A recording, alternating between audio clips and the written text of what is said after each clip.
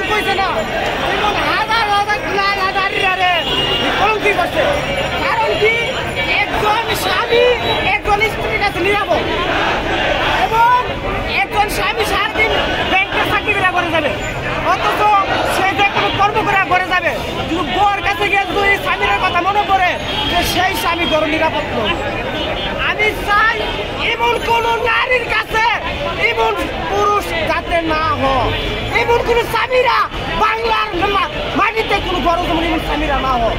কারণ কি, একজন পুরুষ হইতে একজন নারীর কাছে নিরাপদ।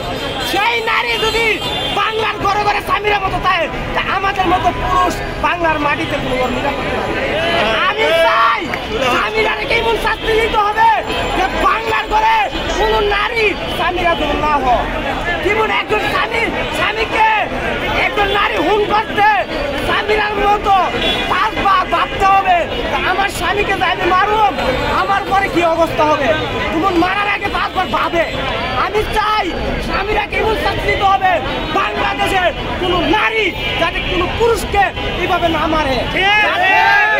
আমাদের বাংলাদেশের পুরুষ নিরাপদ যেমন থাকে, আমাদের যার স্ত্রীর কাছে সে নিরাপদ থাকে, যেমন আবার এমন ঘটনা না করে যে স্বামী বড় গেলে স্ত্রী যেমন মারে, তাহলে প্রত্যেকটা স্বামী আতঙ্ক থাকবে।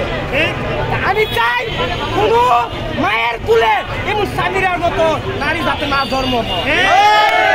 আমি চাই তোমরা যার স্বামীরে ভালোবাসা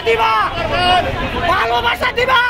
কারণ কি, তারা সারাদিন উলুনের মাঝে পরিশ্রম করিয়া তোমাদের খাওয়ান নিয়ে যা, চাউল নিয়ে যা, তোমরা তোমাদের স্বামীকে তা ভালোবাসা দিয়া গ্রহণ করবা।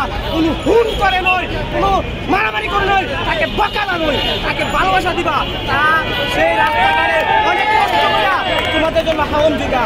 তুমি যদি স্বামীর মতো হয়ে যাও, আমাদের ভাইয়েরা কোনো তার নারীর কাছে নিরাপদ নয়, যাতে বাংলার মাটিতে এমন দুর্যোগ ঘটনা আর যদি না ঘটে। স্বামীরা এমন শাস্তি দিতে হবে যে বাংলার ঘরে পরে আর কোনো স্বামীরা কোনো গাড়ি কি শাস্তি এমন শাস্তি দিতে হবে যাতে আরেক নারী তার স্বামীকে মারতে গেলে এই শাস্তির কথা তো মনে হয়। কঠিন শাস্তিটা কি আসলে, ফাঁসি নাকি যাবজ্জীবন নাকি? যেটা কঠিন হবে সেটা দিতে হবে, আমার কথা।